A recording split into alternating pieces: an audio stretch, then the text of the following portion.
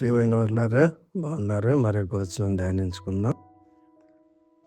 జెబూలూను సముద్రపు రేవున నివసించును, అతడు ఓడలకు రేవుగా ఉండును, అతని పొలిమేర సీదోను వరకు నుండును. ఆదికాండము 49:13.